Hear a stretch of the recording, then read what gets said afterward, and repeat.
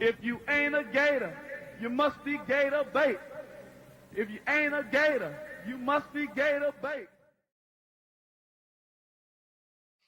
Welcome back and welcome in. It's another episode of If You Ain't a Gator, a part of the Stadium and Gale Network.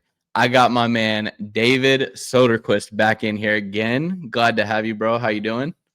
Good, man. Part of the Stadium Gale Network. Good company right there. Yeah, I've been doing good, man. It's freezing now. Yeah. But Stuck you're in Georgia, outside. so it's even colder for Yeah. you. It was snowing. We had snow flurries earlier today. We had a little bit like towards the evening and then it stopped, but it's supposed to be like 26, 25 degrees tonight. Nope. Yeah. Absolutely not. Miss me with that.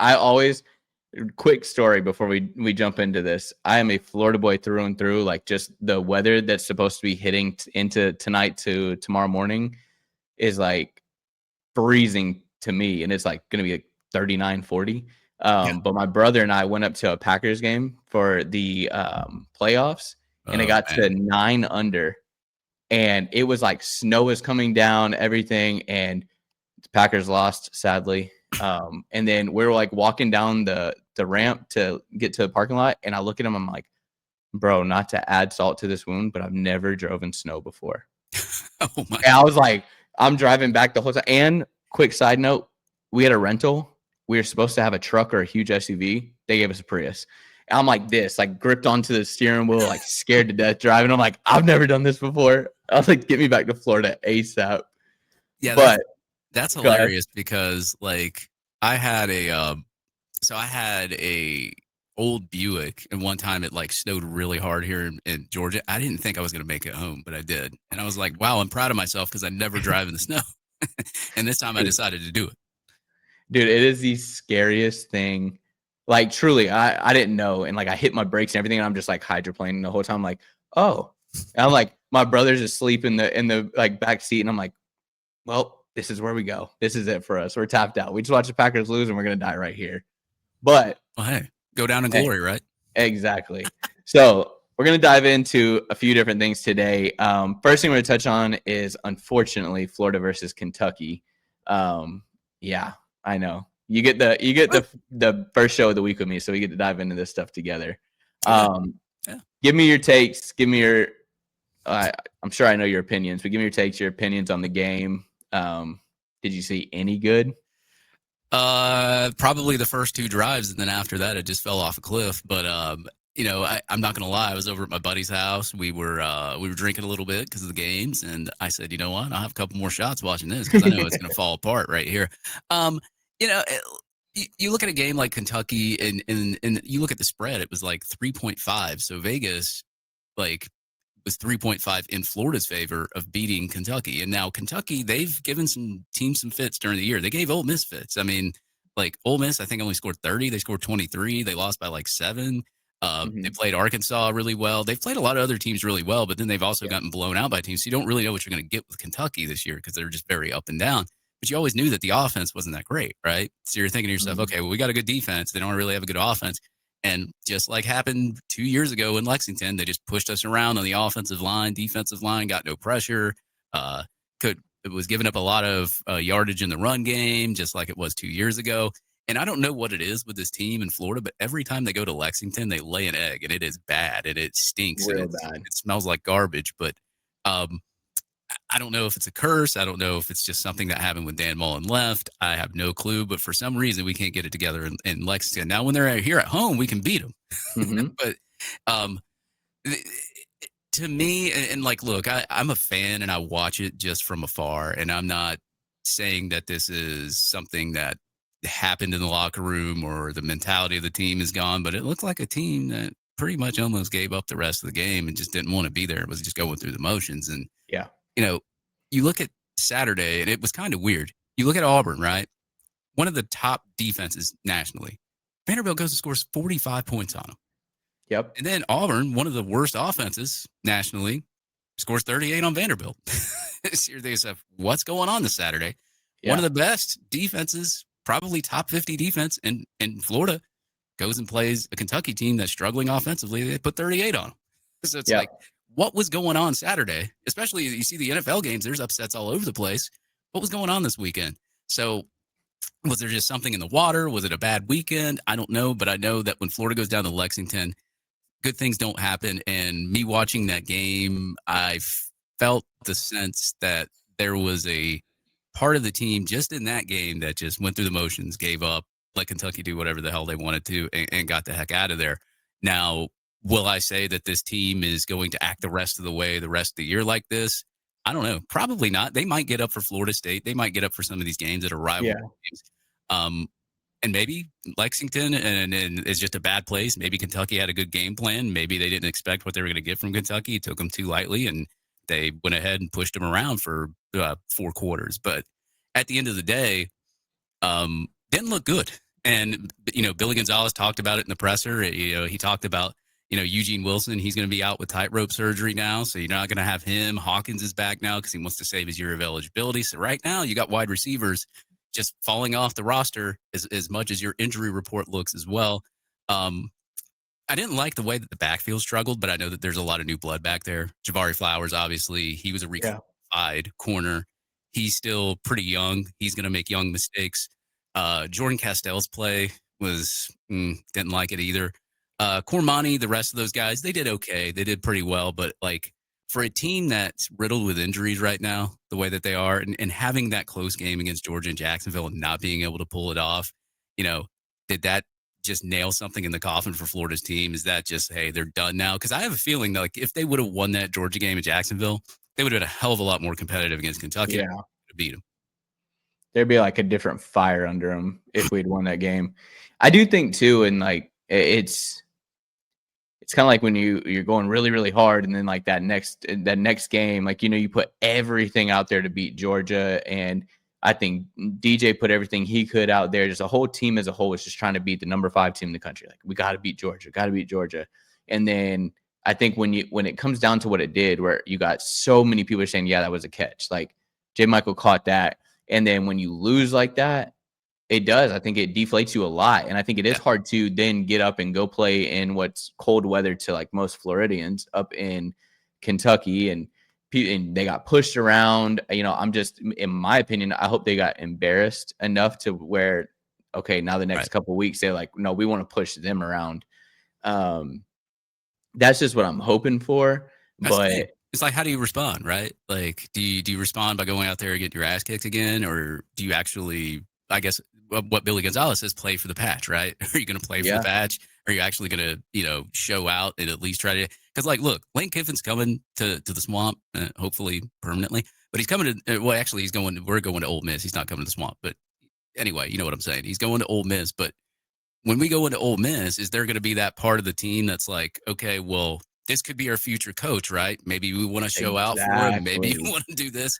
You don't know. So the storyline this weekend is going to be pretty insane, especially after that presser that Lane had. And I'm sure we'll get into that a little bit later, but it's going to be very interesting with just the rumors that are going around. We all know you can't ignore it on social media. I'm sure the players have seen it, and they asked Billy Gonzalez about it earlier today as well.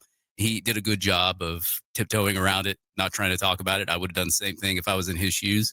But it's going to be interesting, right? You're going to have a lot of storylines. There's going to be a lot of, school spirit on the Ole Miss side. And then you're going to have players wanting to win the game because they came into the Swamp last year and they got knocked off out of the playoff. You got players that, as I said, on the Florida side, that could be seeing all the rumors on the internet and saying, hey, he could be our next head coach. We don't want to have to hit the portal, and maybe we want to play for him. So maybe they show out as well. So you just got a lot of storylines, especially the fan storylines and the fodder and the social media stuff that you see back and forth. It's going to be a very, very entertaining week and a weekend for Florida and for Ole Miss. So, and going into the game, and I've even told everybody, it's it doesn't matter whether Florida, Lane's not going to base his decision on the outcome of any game or even the Ole Miss or Florida game. The guy's got something that he either wants to sign an extension at Ole Miss or he wants to come to the University of Florida or even go elsewhere. I've seen rumors of him going to the NFL. I don't think that happens, but those are just things that people throw out there. But it's not going to decide whether he stays or leaves Ole Miss, right? That's something he discusses with his family. That's a personal choice he makes outside of football. And the fact that he doesn't want to talk about it right now. So it's if he's not wanting to talk about it, and it's a family decision and he's talked about it, it's going to be a family decision. It's not going to be like, oh my God, that team looks good, we should go there, or they look bad. Like, they don't care about all that. Like, Yeah. like Lane knows what he can do at any school. Like, he Mhm. came into Ole Miss, that wasn't great when he got to Ole Miss. He made him great. I Right. think that's the part about it. Like, I get it. And a lot of people are like looking at the game against Kentucky and they're like, oh, we suck. Like, there's no way he's going to want to come here. And I'm like, we knew we sucked. He knows we Yeah. sucked. The thing is that he sees potential. There's just there's no like no one's playing together right now. I feel like there's a lot of talent everywhere, but it's just a whole bunch of just gibberish going on everywhere. And so, I mean, he's looking at his team. I think that is a big thing. Go out there and ball out this Saturday, because this could be you getting a shot in front of your next head coach. Who knows? You know, no one knows if that's who it's going to be. I don't even think Lane knows if it's going to be Lane, but Yeah. it's, you got to go out there and ball out. You know, Dallas Wilson doesn't have to do that. Him being out, that's fine. He knows what he brings to the table. That's why he's such a sought after receiver and everyone wanted him anyways. But there are players that need to go show out and show who they are and what they can bring to the table. But there is a lot, like I said, I get being deflated, but that game on Saturday was just disgusting. And I was there in the swamp when we played Kentucky and the streak ended of how many years in a row we beat them. I was there for that. And that didn't even suck as much as it sucked like on Saturday. Yeah. And I didn't even want it to bother me because I'm like, we got an interim coach, but I see that orange and blue hit the field. And then it's just like, just this juice gets flowing through my body. And I'm like, oh, I'm ready.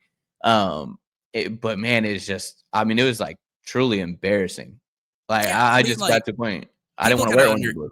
we got to understand, yeah, we do have an interim coach, so it's not going to look the same, right? The Right. team may even look worse at times, like whatever, but like, I should have saw a better effort from the defense. Like, I think the defensive effort was very piss poor compared to what I've seen all year.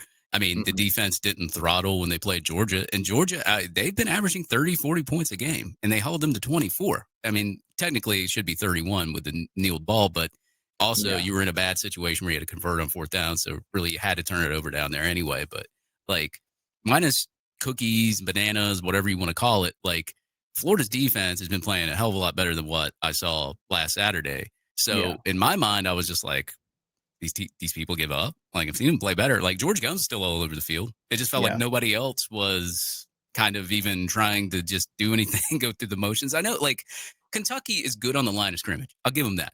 They're very good on the line of scrimmage. They've given other teams fits, but like, even if Florida had lost that game, if they had lost it closed, I wouldn't really cared, right? No. It's Kentucky, interim coach, lots of injuries. I expect to not be as competitive as we'd normally be. That's why the spread was only 3.5. Right. But like, for you to just go in there and they just completely tear you apart from like after the first drive, second drive, like that's bad. Like that should never happen at the University of Florida. Yeah. You know, there's a comment right here that says this team plays just like Napier. Let me just put it on the screen. This team plays just like Napier, no emotion, and plays up to the talent. What's crazy about that comment is because I feel like that has not only just the Napier though. I feel like that's been that with like the past 4 coaches. Like, honestly, since Meyer left, I don't think we've had a coach that's come in and said, okay, we're playing a bad team. Like, let's put our foot on their throats. I feel like we kind of like, if they're less than us now, Kentucky, the way we're playing this year, I don't know that Kentucky's that much less than us. Talent wise, yes, but as an actual team, I don't think they're that much less than us. But playing Georgia the way we did, then playing Kentucky the way we did, you can tell there's a shift in the feeling. So that's why I don't know what it's going to be like this coming week. I will say, like, with the defense, and I don't think that anybody should ever like go, okay, well, I'm just tired of trying, because you're still trying to make it to the NFL. Yeah. But I do think at some point, I think the defensive guys are like, bro, like, we're killing ourselves out here. Like, we are physically and mentally killing ourselves for the offense to not score. Yeah, and I hate to point the finger. I mean, like, it's easy to look up at the scoreboard and know that nothing's working for you. You just get deflated. Like, and that probably is what happens. It's like we always hear about it in football games, right? Like, wear that defense down, make them lose confidence, like, and then you can blow them out, right? Like, it's all about having the other team lose confidence. The best coaches in the world can keep their team level-headed, even when they are down by 3 touchdowns. And then usually those teams can come back and at least make it a game, or come back and actually win the football game. Nick Saban was really good at doing that, keeping that same temperament and not weeding away from that. And he also had some good quotes, and he was also good with analogies. He was also good with explaining things to people, and that's what made Nick Saban really good. And obviously, he didn't put up with anything. You know, and I'm not going to compare every coach to Nick Saban, but like you have to have some sort of like those concepts with players to where like you got to give them the don't give up mentality, but you got to give them a reason to not give up and have that mentality. You can't just say, "Oh, don't give up, no mentality." What's the reason? Why am I doing that? You know, like I need to know why I'm doing this, why you have me doing this. Like, and Saban was really good at that. And there's other coaches that are really good at explaining, like, hey, look, this is why I have you do this. This is why. I just don't feel like Napier was that kind of guy. I don't think he was able to really explain to people like why his process was the way that it was and why like certain players would like, I mean, we see players transfer out because they said they felt like they weren't getting developed, right? Like we saw Chris McClellan transfer out, said the same thing. We saw Princely Human Meelan transfer out, saw Trevor Etienne transfer out. Like now, some of it's NIL related, of course, but like you heard them say, like, look, man, I don't feel like I'm getting developed here. And there was other players saying that they did feel it. It's all about how you connect with the players, but you got to connect with all the players. You can't just connect with some, and then some other ones are just you're just not connecting. All those players got to be on the same, like they got to be on the same perspective. They all got to feel the same. They all got to like play the same. And I think that Napier had the people that like he liked, but I think that there was other people on this team that didn't really take him seriously. And I think that's why you're starting to see some of the inconsistencies. There's a lot of good consistency on defense when he's playing, but I think like the numerous attempts on offense and it not going and DJ like against LSU, I think he should have been benched after third interception. Like, and he kept him in there. And it's things like that that like players see and they're just like, why do we keep doing this? Like, there's something needs to change here. Like, and I guess Napier, you know, obviously in his tenure, I don't think he was good at adjusting that much. He really wasn't good at like I've watched the past 3 pressers from Billy Gonzalez. He can tell you how a play's broken down, where the player was at, why he did what he did, and how they're going to fix it. Right? Did you ever get that from Napier? Like no. I mean, like you got the same. Oh, we have competitors. We tried this. We might try this. I don't know, but I'm the play caller. This kind of stuff. I don't even think Napier knew half of what he was doing. Sometimes, like to me. Like when I watch a Billy G conference, it's like he can spout out everything and why he did everything. And I'm like, where was this for 4 years? Exactly. But I think that's the thing, right? Is that's been my problem with Napier. And it's just been just having conversations, even like with conversations with Vern and just talking to him about like his conversations about if you talk to him, one of the main things he talks about, like he had head coaches all the time, but the main thing that he'll bring up is my position coach. And the big thing with that is that like, that's a massive part. And Napier was a part of hiring those guys. And it's like, well, you're hiring people that aren't developing these guys. Right. Like there's no development. There's nothing coming from that. Them around. It just comes from, it's with everyone within that facility. And it's like, everyone's like, oh, well, it's DJ's fault. And I'm like, okay, well, why is it DJ's fault? Is he getting developed? Does he know certain things? Like if you got people that are on Twitter or X and they're watching the clip of him throwing before the Georgia game and they're saying, well, this is what's wrong right there. And it's like, why is a coach in here not changing that? Why are we not working on that? You know, it's just, there's different things that comes along with it. And I'm like, and if you can go into a presser and actually answer the question correctly and good enough for people to understand, then they'll quit asking you the question. Yeah, they won't ask anymore. But that's the thing too, is that I feel like the whole time that he was there, it's so crazy. If you go back and look at my Twitter, even like last year, I would tweet out exactly what he's going to say before he ever said it. Because I'm like, you know what he is going to say. I can tell you how he's going to move his hands, and I can tell you what he's going to say to you. And he's going to, as soon as the question gets hard, he's going to open his water bottle or try to, and he's going to sit there and drink on it. I mean, shoot, one of his last press conferences, he was drinking the droplets out of the bottom of it, trying to avoid a question for as long as he could. And then go back to just answering or dancing around it. And like, that's the thing about it when it all came down to it. I'm like, if we don't even know what's going on, I'm like, you're not explaining to your players. Like you said, they don't know what's going on. No one has any idea why certain drills are being done, why this is being done. And I'm like, you notice how like all the special teams, like mistakes, mishaps just suddenly disappeared? Yeah, it's mind blowing to me. I'm like, so you get better structure, like all of it is a thing, right? And I feel like the way that he would almost run certain things, like whenever like defense was on the field and he'd be like so far away from the play, he almost in his mind was like, I only care about offense. Like that's all I care about. Defense, you handle your thing, and that's it. And he It's wasn't just good at mind that. blowing, man. Like this is my thing, like too, like a good head coach. I don't want to dwell on this too much, and Of course. I'll end it from here. But a good head coach is a CEO, right? He hires people at places he knows he's not good at. That's what good CEOs do at any companies, right? Like every company has an HR that hires people, right? Maybe I can't be at all the hiring and meetings and all the interviews and everything else like that, but I can hire people I can trust that'll hire the best people for the job. Like having that structure and having Billy come in with all these people, he said he hired this army of people. Okay, well, you hired hundreds of people and it's dysfunctional. like, like you have the worst record of a head coach since the 1940s, dude. Like, what are you doing? Dude, it's mind blowing. So we'll shift over to being on the topic of players going into this offseason. You know, our season's almost, it's all but over. I mean, we still got games to play and we're still going to cheer, but Florida State game and, you know, we're going into the offseason. What players do you think, coach aside, right? What players do you think will stay and what players do you think will go?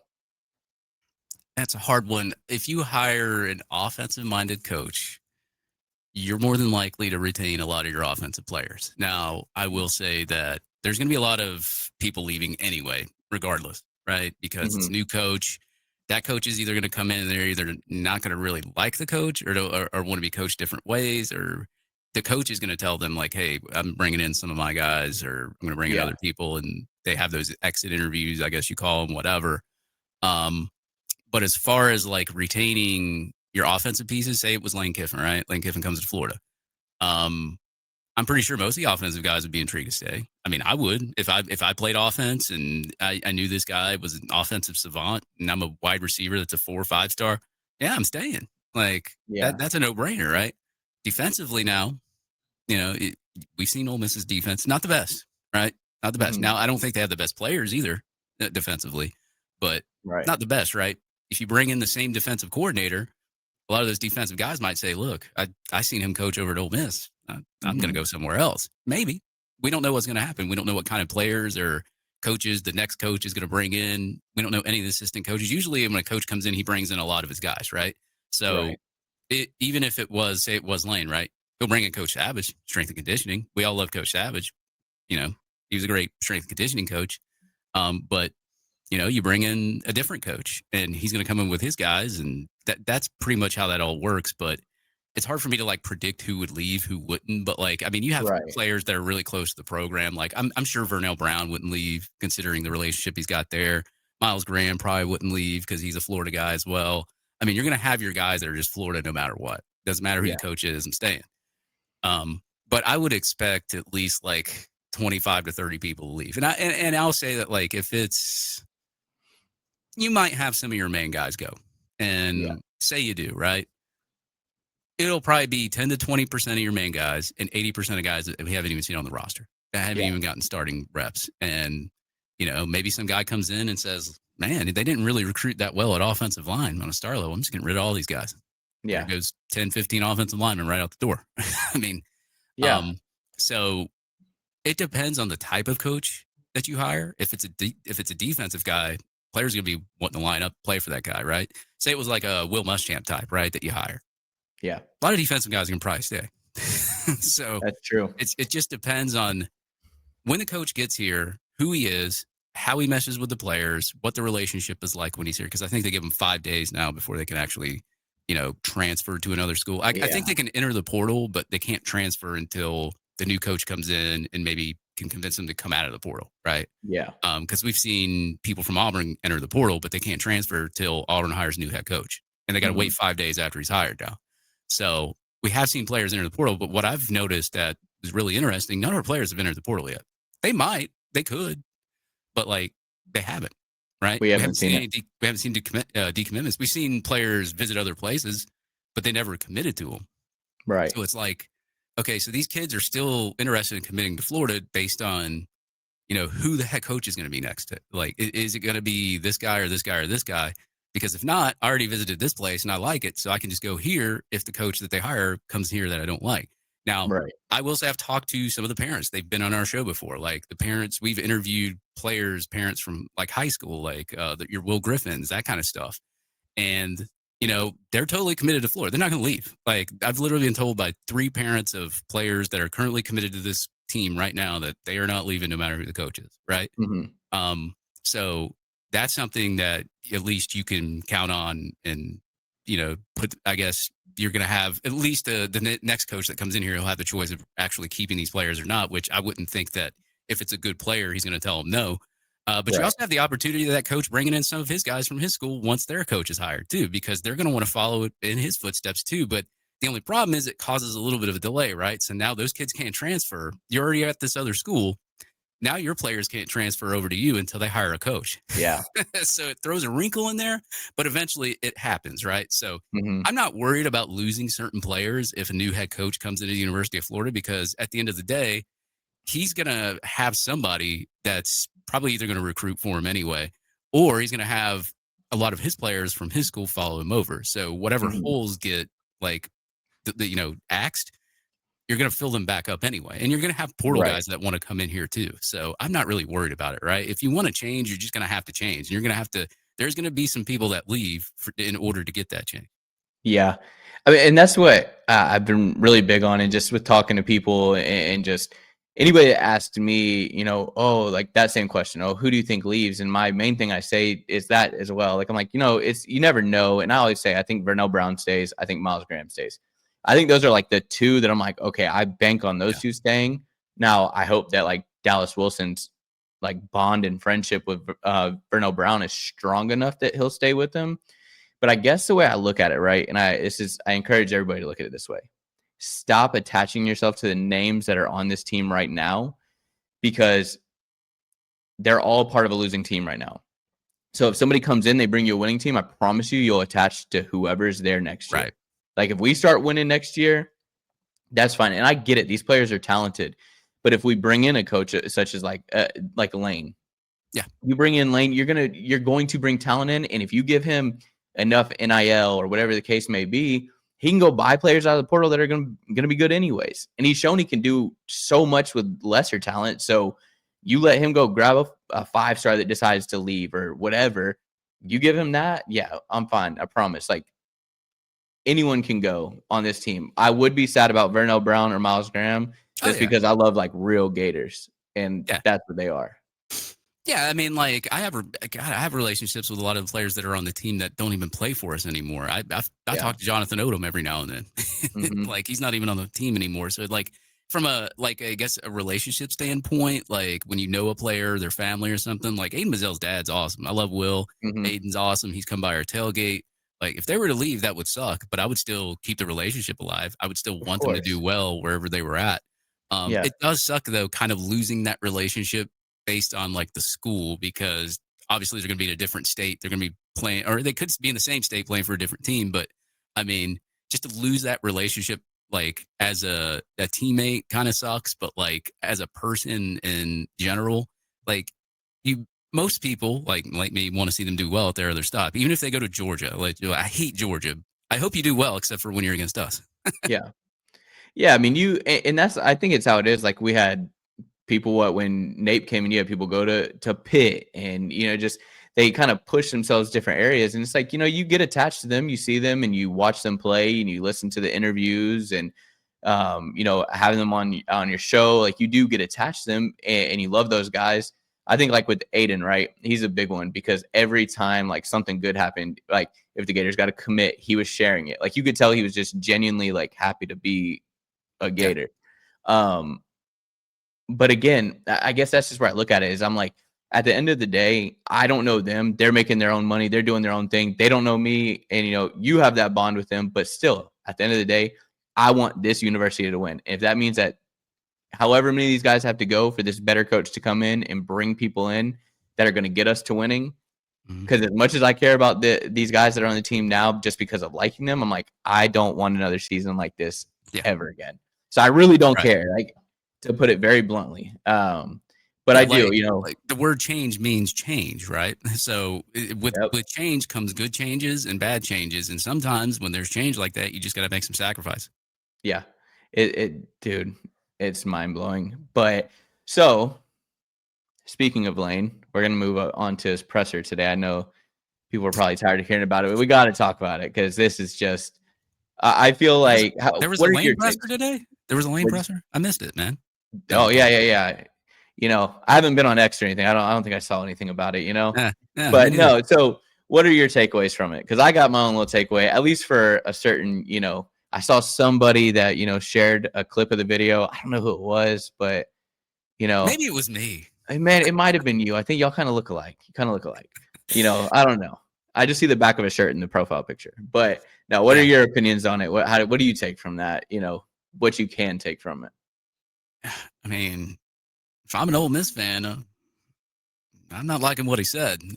But as a Florida fan, um, we discussed this before the show. We're always used to getting burned anyway with a lot of Yeah. things. So it's like with me personally, with like the whole lane stuff, and I know I've messed with some Ole Miss fans on X, and I even told them, I'm like, I honestly do not care if he comes here or not. Like, I want him here. I want him here. But Mm-hmm. if he doesn't come here, who does Florida hire? Like, Florida might hire somebody that you wasn't even on a list, or they might surprise us with somebody. We don't know. Mm-hmm. But I would rather Florida hire the guy that they think is going to be best for the job. Now, my opinion, I think it's Kiffin. But 10 other schools could tell you it's Kiffin right now because he's the hot name, right? LSU wants him. You seen Auburn fans saying, oh, Kiffin to Auburn. Like, Yep. he's the hot guy on the market. Like, he's going to be the most demanded guy right now just based on the fact that he's been to a team that doesn't recruit that well, doesn't have the NILs that most schools do, doesn't have the same structure. And he's gone in there and he's won games with 20th and 25th ranked talent profiles. And he's beaten teams that are like in the top 10 and top 5. He beat Georgia by 2 touchdowns last year. Came close to beating them again this year. So, yeah, like you see a guy that can take lower rated talent and, guys that like, he couldn't pay for NIL wise. So he had to go scoop up the secondary or third person. And sometimes like, I think Ole Miss went all in the year before and got him a whole bunch of players from the portal. It didn't turn out the way that he wanted it to with Jackson Dart. But, you see what he's done with lower rated talent. You've seen the games that he won. Of course, he's going to be a hot coach on the market because you're thinking, man, what could he do with like a step up, right? A step up in NIL, a step up in, just all sorts of things, right? And like, look, man, I'm sick and tired of like the argument between Ole Miss and Florida about, oh, who's the better school, who's got the better facilities. Most people with common sense and logic that aren't Florida fans and aren't Ole Miss fans are going to tell you that Florida has a better program than Ole Miss. Like, they're just going to tell you that. They won't tell you that mainstream media because they're trying to push Kiffin away from Florida because that's what they do. Mm-hmm. But most people with logic and most people with common sense will say Florida's the better situated school. I'm not going to say that they can say that they're the better job right now because of their win record, but they got to realize the only reason they got that win record is because of the coach that they have. So, I mean, you could go back and forth, but saying what he said in the presser, and it was funny because the first thing he said, he's like, "Oh man, I didn't expect that." Like, so he didn't even expect the question, right? Mm-hmm.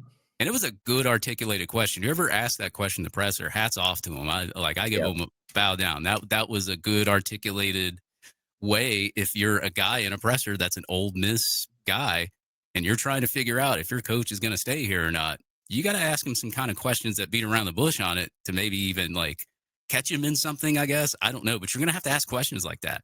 Yeah. And from what he had said, like Lane could easily shut down the rumors right now, like if he wanted to, right? Why hasn't he done it yet? Like, if I kept getting, I would get annoyed. I'd be like, look, dude, I'm staying here, right?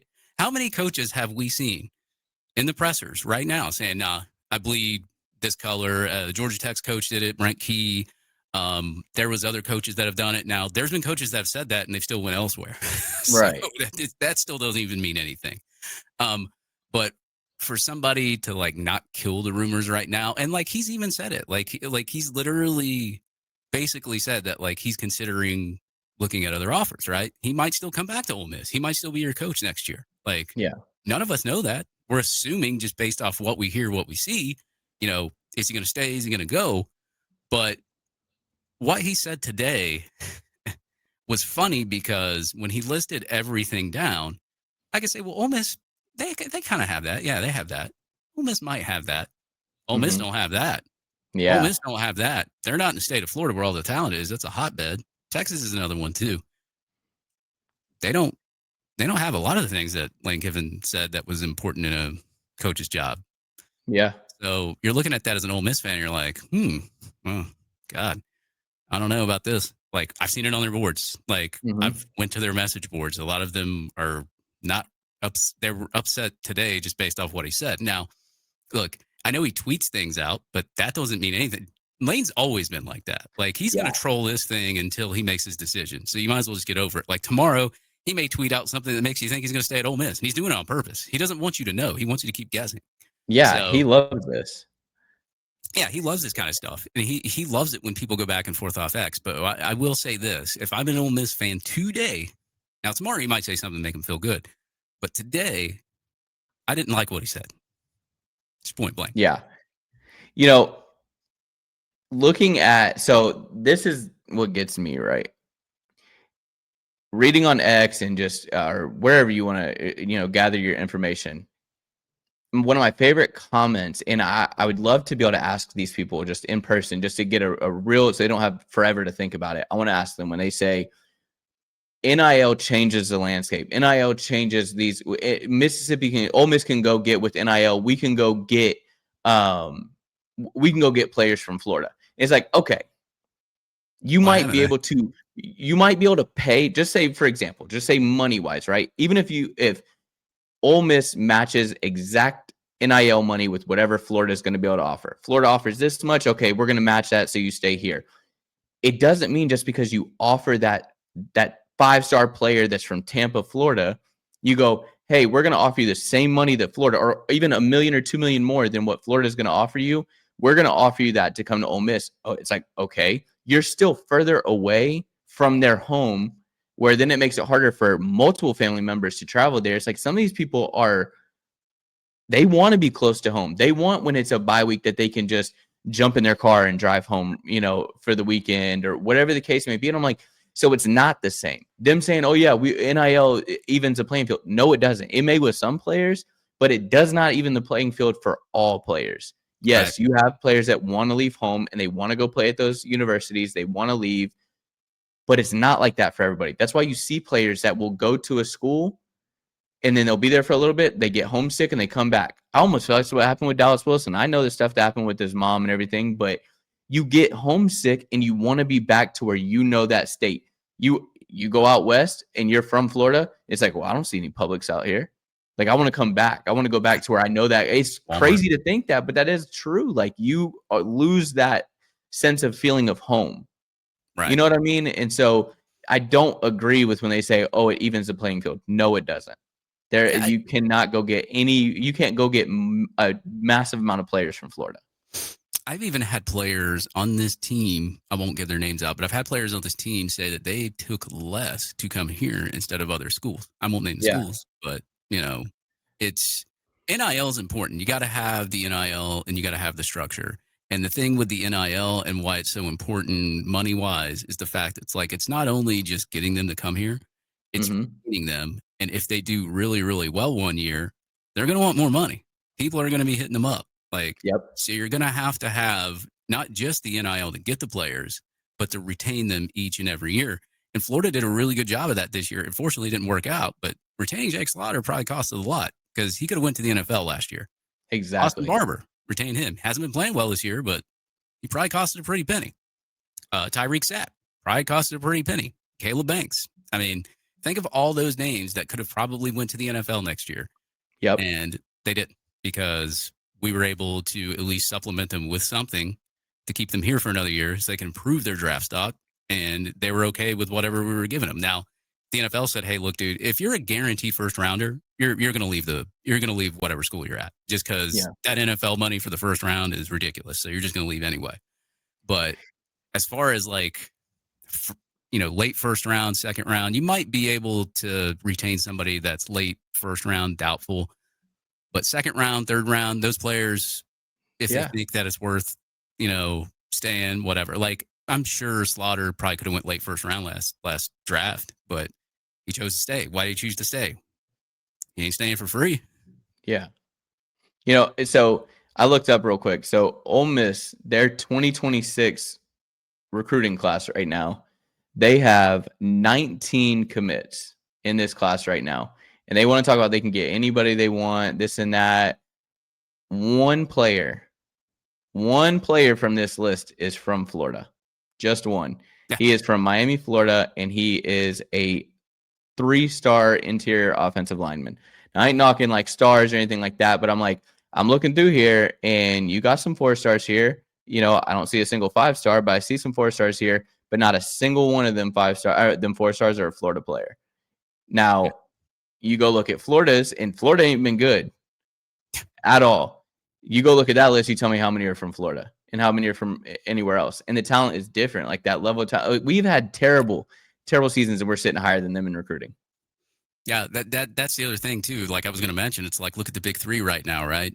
Florida, Miami, and FSU. You would say right now Miami is probably the best team right now that in the state of Florida, right? And at least this year they are, and they still didn't recruit higher than Florida did. Florida, the thing that I want to let people know is Florida has consistently been in the top 10 for the most part during this whole cycle with Napier. Now, I know 2023 was a kerfluffle with a bunch of players because the NIL kind of screwed a bunch of that stuff up. But like 2024 class, 25, like Napier had under a 500 win average, and he was able to do that losing. Imagine what happens when a coach comes here and he starts winning. That and the fact that, like, I'll even say, I've talked to a lot of these 7-figure, 6-figure boosters behind the scenes. They're willing to pony up a lot to get Lane Kiffin here. A lot. Yep. And you hear on the Ole Miss side, okay, well, we raised 20 million and we raised, and even if that's true, you could raise 100 million right now. But if I'm Lane Kiffin, I'm sitting there and I'm saying, man, this whole time I've been complaining about raising money, NIL, student sections not being full, stadiums not being full. But now all of a sudden that you think I'm leaving, oh my God, you're showing up to games, you're sending me money now. Like, where was this the whole time I was here? Like, yep. That's what I'm asking. Now that you see that, like, Florida's in there, and if I stay, will this be consistent? Yeah. Are you going to do this for the next, because then once you do it, and you're like, oh, we locked him into into an extension. Are you, like you said, are you going to do that for 3, 4, 5, 6 more years? Are you going to want to do that? Napier. And I'm like, we did it for Napier. Yeah. It happened for Napier, and it continued, and it's going to continue on for whoever's there. And it's like, I think here's the big thing, right? I think this is the one thing about the press conference that really caught me today. Because I obviously what you said about, the Heismans, they ain't got it. National championships, they ain't got it. There's different things that are there. But the main thing that got me, and this is the one thing that stood out to me, and I was like, okay, that makes me wonder there, is he made the comment that what Saban said was like, he goes, yeah, I understand what he's saying, but some of these schools can get it on a one-off year. I think he's almost like referring to like what Ole Miss is doing this year, like the run. Like, yeah, we can do it on a one-off year, and then other schools can do it continuously because they have more. And I'm sorry, but, and he could be talking about LSU, but if he's talking about LSU, he's talking about Florida in that sense too. Those two.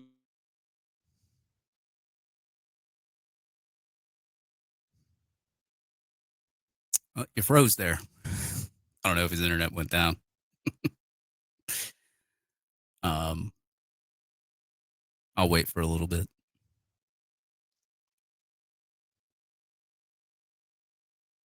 So I hope everybody's doing good in the chat.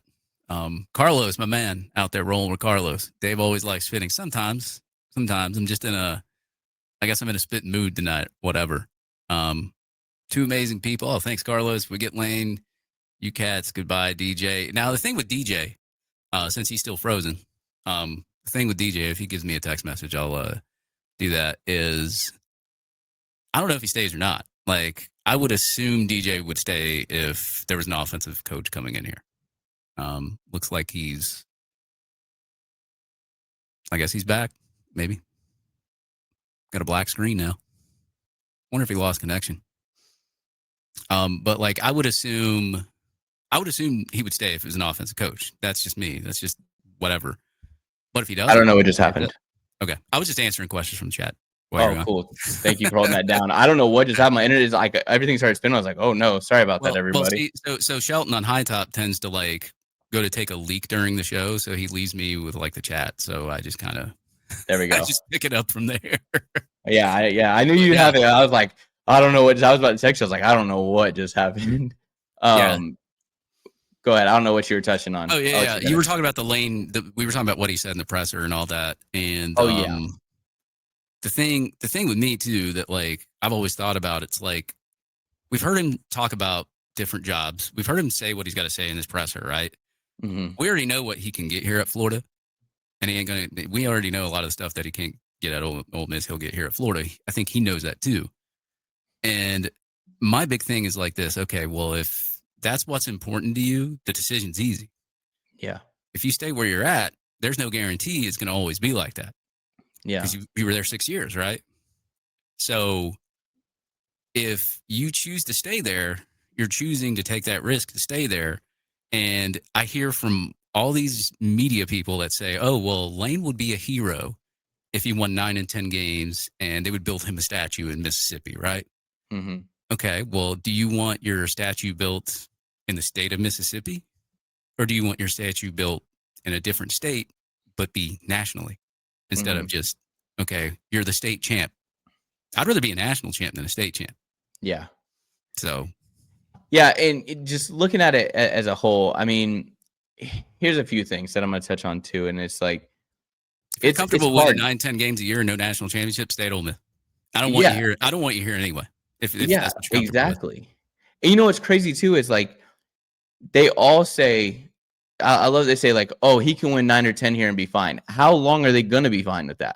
Like, is he going to be able to do that for 3, 4, 5 more years? Where okay, he makes it to the playoffs, but then you go up against, then you go up against your Ohio States, your I guess while Kurt's there, your Indianas, your Oregons, your Alabamas, your Georgias, like these top schools who are making it, but they're also competing there because they're putting the money in every single year. Yeah, you can have a one-off year. Maybe this year you do make a certain run in it. I will say, I don't think they do. I watched the Ole Miss South Carolina game. I thought that if Sellers was even 10% of a better quarterback, they beat Ole Miss. He misses so many shots there.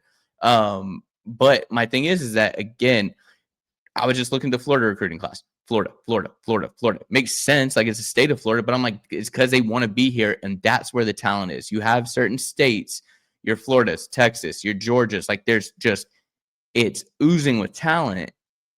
But yeah, you get your one-offs that are in Mississippi. But the thing is like, is your 5-star in Mississippi the same as your 5-star in Florida, or the same as your 5-star in Texas? Like, Could be. There, maybe, but there's differences. You know what I mean? Like, there's talent that you play against. But I guess when it comes down to it, we're gonna see it basically with him. You're gonna see. You still got that killer mentality to you. Do you want to be a part of because you coach there with some of these guys who are out here leading national, like blue blood programs. And yeah, you're turning Ole Miss into something. Like, Ole Miss looks nice right now, but it's like you could go to Florida where now you're competing with Kirby Smart every single year. Every single year you get to try to put your foot on his neck, which is a guy that you want to compete with because the cream of the crop, you all coached under him. And of course, like, that's why, Nick Saban and Nick Saban's wife want to bring up those names. They brought up Kirby and Lane. Like, they're bringing up certain names. You didn't hear him bring up Billy Napier's name. He coached under him. But it's like, you come to Florida, now you put your name in there with Kirby. Now you're competing nationally and going to natties every year if you want to. So, I mean, that's just the way I feel about it. Yeah, I mean, even like take the fan card out of it, right? Like I said at the beginning, like you look at Ole Miss, you look at Florida. Which program would you rather be at? If you say Ole Miss, you're lying to yourself. Sorry, Ole Miss fans who are watching. You're just lying to yourself. Now, could that program eventually be a blue blood in the future or whatever? Sure, but I just saw a really good coach there go there for 6 years, and he still can't even break the playoff cycle. So it's like there's limitations there. I think Lane knows that. Yeah. But does he make the step? Right. And what's funny is I see a lot of these Ole Miss fans that are like, oh, I'd love to host a playoff game. And it's like, all 60,000 you're going to make a lot of noise. Like I'm like, it's not the same as if you're hosting it at the Swamp or in I ain't Death even worried Valley. about that. Like everybody knows that like they're bullshit. Or, excuse me, they're No, you're BS. good. You're good. Yeah. But yeah, man, it's just mind blowing to me. But I want to ask you because I haven't had you on since the firing, of course. So I want to know your opinion. If we don't get Lane, in your opinion, I'm not talking about a list.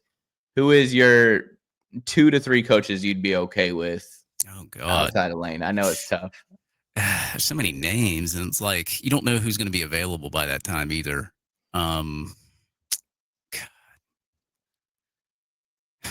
It's hard. Dude, the coaching market outside of Kiffin is like, it's not great. It's not flashy. Mm-hmm. Not saying that a coach that's not flashy could come here and do a really good job.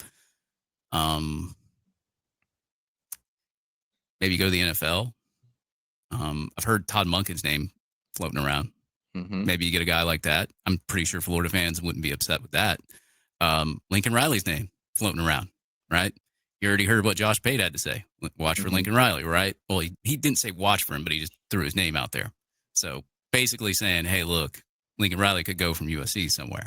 Now, I've heard his name considered at Florida, but I don't think he's a realistic option right now. You would go, I would go with a name like that if that was to happen. Offensive guy, recruits really well, has a #1 class now. Bring him here. But the only concern I have with him is how he left Oklahoma. Mm-hmm. And now he already wants out of USC. So you already left Oklahoma the way that you did. Now you already want out of the current situation you're in. How do I know that you're going to come here and stay here for 3, 4, even 5+ years and build a program? Like you didn't build Oklahoma, you left. You're not building USC because you're probably going to leave now too. Mm-hmm. So, and you think those USC fans are bad? Wait till you get to Florida. Lincoln Riley, from a coaching acumen, I'm fine with that. I just have my questions outside of that. So I guess you could say that, even though I don't think he comes here. A Todd Monken from an NFL, I would take that. I'm sure Florida fans would be okay with that. The Schumann rumors, I don't know where that came from. Like, I haven't heard Schumann's name anywhere. Even behind the scenes, nothing. I don't even know where that came from. I think it's Georgia fans trying to get us to take him off their hands. Yeah, of course it is. But like, that is nothing. That's nothing that I've heard anywhere. So I would say, realistically, from a coaching aspect, if you want the best coach that's out there, you go with Lincoln Riley or a Monken from the NFL or somebody from the NFL, right? Yeah. That wants to come back to college. Other than that, the coaching market, like, I like Alex Golish, but I haven't seen enough from him, right? He gets the best out of his teams. That's what I love to see. Like, he's done well at USF. Like, who knows? He'd go to a program and make him great. Yeah. But he's not going to be a name that's going to draw big-time recruits. But NIL pretty much draws big-time recruits anyway, right? Can you bring him into a bigger program and he can do very well there? Sure. I mean, stuff they did at Tennessee impressed me.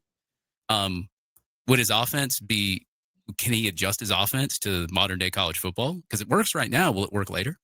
Yeah. You don't know that.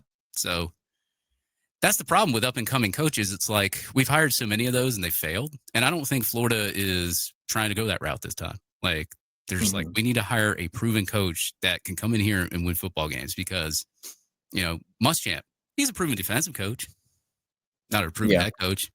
Jim McElwain, not really a proven head coach, did good at Colorado State. Dan Mullen, he played in the SEC. I actually did not mind the hiring of Dan Mullen because he had SEC experience, offensive guy. I knew the offense would be good. If he could get the defense right, he could be successful. We also happened with that. Napier, I was on the fence when we hired him.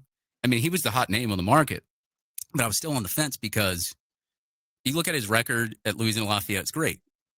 Look at the scores of the games. Yeah. 3-point wins, 4-point wins, didn't really blow anybody out. Like, few blowouts, nothing much. It's like, does he know how to, like, is he just going to keep every game close here at the University of Florida? Or and basically, that's what he did when he was here. Yeah. We never blew anybody out, hardly. So, kept him close on the wrong side of the game. Realistically, I would say like a Lincoln Riley, Todd Monken type. But I just think having an offensive-minded head coach in this day and age of NIL is very more important than a defensive coach. Yeah. I think Nick Saban said it one time too. Like, offense is starting to take back over the college football game. I think it's more vital that you hire a coach that knows at least half of what he's doing and can maybe take over the other half, because these dynasty things, they're dead. Like, you can't really have a dynasty as a football team anymore. There's too much No. money floating around. Texas Tech Mhm. starting to get 5 stars now. Texas A&M, Florida, Georgia, Tennessee, LSU. I mean, look at Georgia now. Like, they're still doing great. Georgia still recruits very well, but now they're capable of being beat. Yeah. They used to not be capable of being beat. They were hard Yeah. to beat back in 2017, 18, 19, 20. Hard to beat. Now that NIL's taking over, there's some kinks in the armor. The defense isn't as good as it used to be. Yeah. Yeah, and that's what I think the college game is coming to. I think that, like, obviously the NFL is what they all strive to get to. Yeah. I think if you, in today's college, I think if you can have a decent defense that can at least get you a couple stops. If you have an A offense and even a B minus defense, you can win championships. But you do have to have that.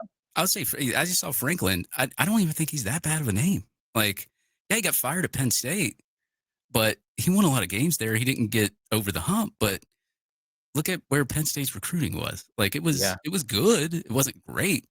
Mm-hmm. Can you bring a coach in here, give him some NIL dollars, and get you top 5 classes and manage offense and defense? Yeah. I didn't mind Franklin's name when it came up. I was just like, I'm not impressed, but I wouldn't mind it. I think the reason the Franklin hire, here's my thing. I think the reason the Franklin hire seemed so bad is because it almost seemed like a lazy hire to me. Like, not in a sense that, like, I believe that. I think that's why so many people kind of scoffed at it. Is it was like, oh, well, that's an easy hire. He got fired. You don't have to pay a buyout. Like, you're being cheap. That's why I think it was like that. But I guess I kind of just bring the question up about who the other coaches would be, because it is. We all, we sit here and talk about it's lane. And obviously you want lane, I want lane, everybody wants lane. But when it comes down to it, I want whoever's going to win ball games here.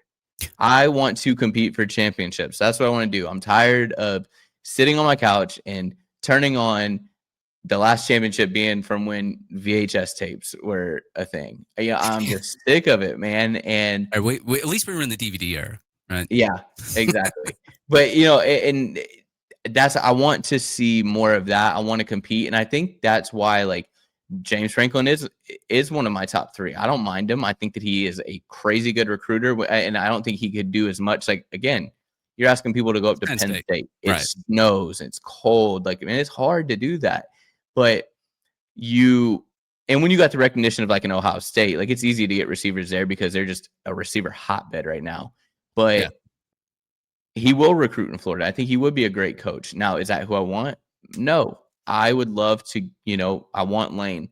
But after Lane, it does fall off a lot. And if you tell me that, okay, it's no Lane, and you get me, James Franklin, cool. I'm cool with it. I'm not going to be mad at it. I'm going to be a little sad, a little down, because, I want to run around here playing train noises and annoying the crap out of my family with train sounds. And, that's what I want to do. But I want to win ball games. At the end of the day, that's what I want to do. I want to wake up on a Saturday morning. I want to watch College Game Day, and I want to know that we have a chance to have game day in Florida, and I want to know that we can compete in these games. I want to stop having game day go to Miami when they're playing Florida because they go, how can we embarrass Florida a little bit more? That's what I'm sick of. Yeah, I mean, since Florida was on their whole tear in the 06-08 era before Nick Saban, I guess you would say, dethroned Urban, and Urban came back and beat him at Ohio State, we were the hated team, right? Mm-hmm. Nobody liked us. For some reason, they still have a vendetta. Nobody likes us. So why would somebody like Lane Kiffin not want to come to Florida and be hated by the rest of the country? Because he is the ultimate guy to be hated by. Like, he literally, when he talks about Spurrier, it's funny because it's like, I've always thought that about Lane to begin with anyway. Because, I mean, guess because he wears a visor, but like, the way that he is social media wise, the way that he interacts, the way that he does things, like, it's so similar to Steve Spurrier, but it's the modern day and age of Steve Spurrier, basically. Do you think Steve Spurrier, if he was in this age, do you think he would be picking up his phone and tweeting things out? Hell yeah, he would. Dude, in a heartbeat. And like with Lane going, oh, I thought we were talking about the Mississippi State game. Oh, we're talking about ours. My bad. Like, bro, I love that. Like, throw a jab at Florida State. Like, listen, that's the main thing. That's the one thing I want of a coach. I want a coach that comes in here that when we're playing Florida State or we're playing your Georgias, like when we're playing our rivals, I want our team to hate them that day. Like, I want that rivalry back. I get at the end of the day, it's not as much a rivalry to those players as it is the fans, but I want those players to at least feel it. Like, I want them to go in there wanting to give me some fights beforehand, like make it ugly. That's what I want. So what you're saying is there's not an 8-phase process to that, right? Well, yeah, and that's why I think with Lane, I'm like, if he comes in here, he's bringing that swagger back. Like, he is bringing that back. I want the coach that's going to call timeouts when we're up by 40 and make you have to sit there and feel it. You do something else. Okay, watch this. I got you. That's what I want.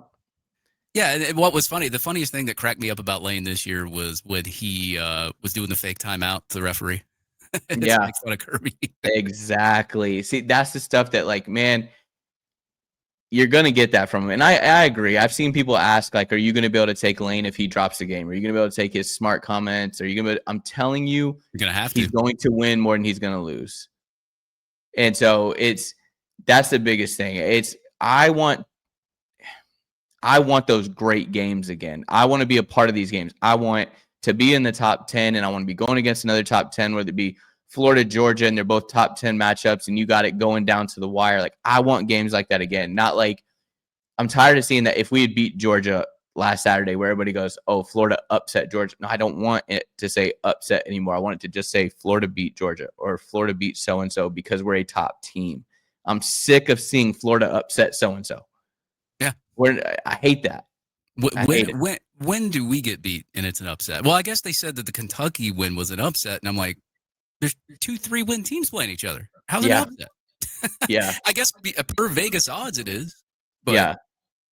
I guess if you look at it betting wise, But it's a major upset when somebody plays us, right? Like, because they want to make a big deal out of it, like because they want it to make news waves and all that. Okay, cool. Well, let's get a good head coach in here that can actually make it an upset.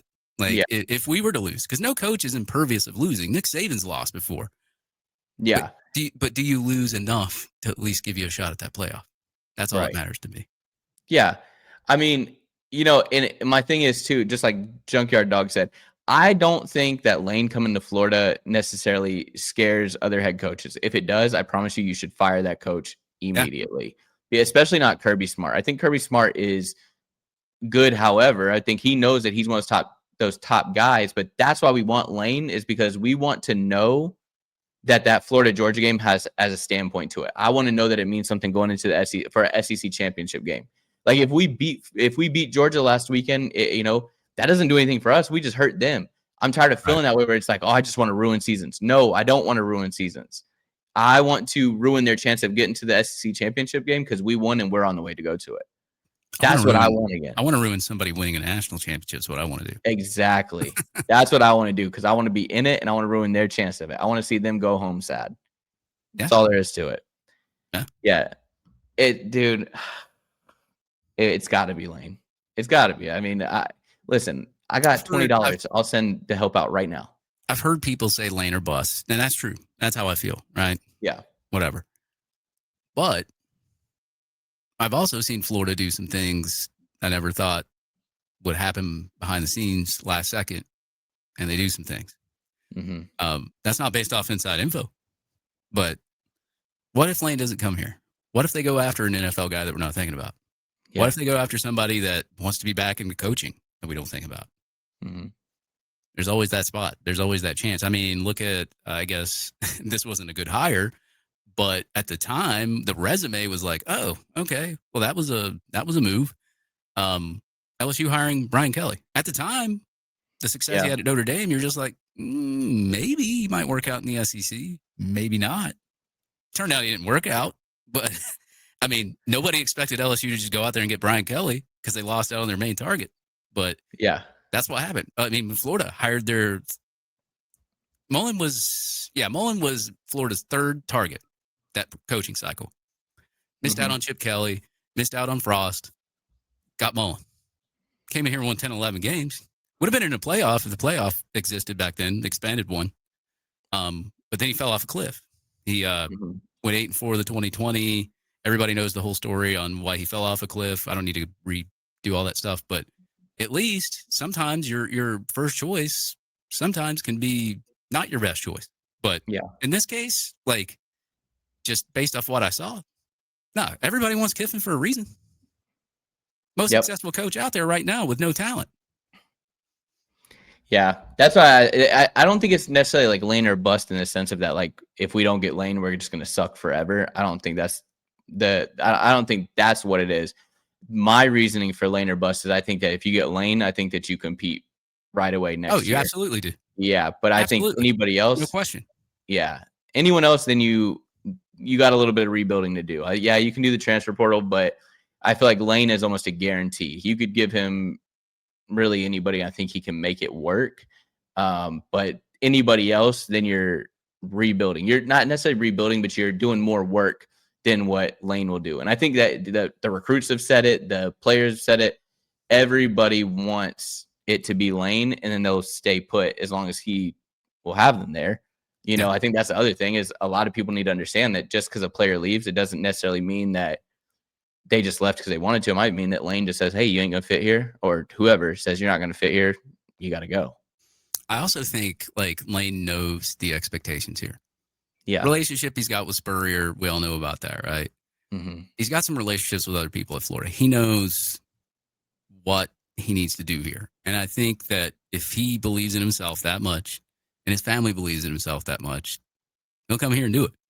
Yep. It's just up to him. It's up to him and family. It has nothing to do like with what mainstream media person said that Florida wasn't the best job. Like he doesn't care about any of that stuff. Like it doesn't matter. The only reason I care about it is because it's like you can tell it's pure complete bias, right? You can tell even Waters posted something, and Waters never speaks like that. Yeah. But I think he knows the expectation here, and it's just up to him now.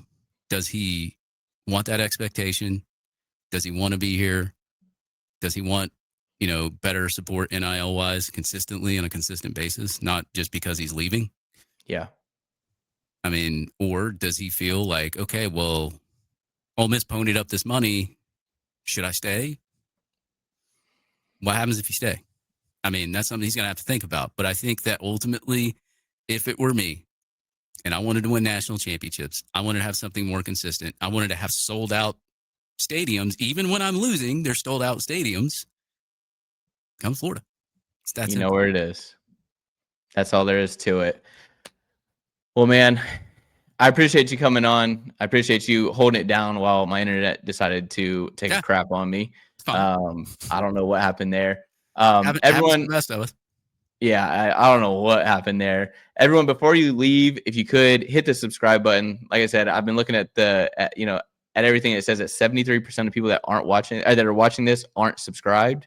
So if you don't mind, hit the sub button for me. Hit the like button. Tell them where they can find you at. I'm sure they all know where you are anyways. Yeah. Well, you can follow the Flying Pig over to Hightop Sports. You can find us Hightop Sports on YouTube. Just type in Hightop Sports, follow Flying Pig. Make sure you subscribe there if you haven't, because we got shows going on just about every day right now. And you'll find us right now the site's kind of still getting worked on, but you can still go to the shop to buy stuff. www.hightopsport.com. We got a shop there full of merch. If you're a Florida Gator fan, some of it's cool, some of it's funny, some of it's just, we got all sorts of stuff on that page. And you can follow me on X at Hightop Dave. You can follow the show at Hightop Sports on X as well. Yes, sir. Yeah. Go buy some merch. That merch is so funny, especially the one with Cody. Yeah, that one's hilarious. Like, I saw beer it, reviews, that's man. just great. I didn't so I told Shelton the other day, I said, is he doing beer reviews? And I didn't know that. Yeah. I see him in the morning time. I'm like, good gracious. And then I'm like, sometimes I don't get to catch all the shows. So like, cause they've been pumping them out like crazy. So it's like, I'm trying to catch up with them, but it's hard. Sometimes I catch just a little bit and I go in and I'm like seeing Cody like dancing around with his beer. And I'm like, you know what? I don't have that much energy right now. I'll be back in like 20 minutes. We are talking football. I can't do it. And before I leave, I forgot to notice this. There's going to be a new addition to High Top. You should know, if you don't know by tonight during the live show at 8:30, you'll find out Wednesday. Hey, tune in. I don't even know who it is, but I'm going to tune in and find out myself. But no, I appreciate you coming on, man. Truly, it really does mean the world. If you guys could smash the like button before you leave, share this out. Like I said, go find a random person's phone, go subscribe on their phone, your grandma's, aunts, moms, dads, whoever. Yeah, look, I'll even say one for you, JB. Like, look, dude, JB, I know he just started. He's doing a really good job, guys, for real. Subscribe to him. Great guy. Known him for a while. Has a great show so far. Has done a lot of great work with Vernon Hargraves already so far.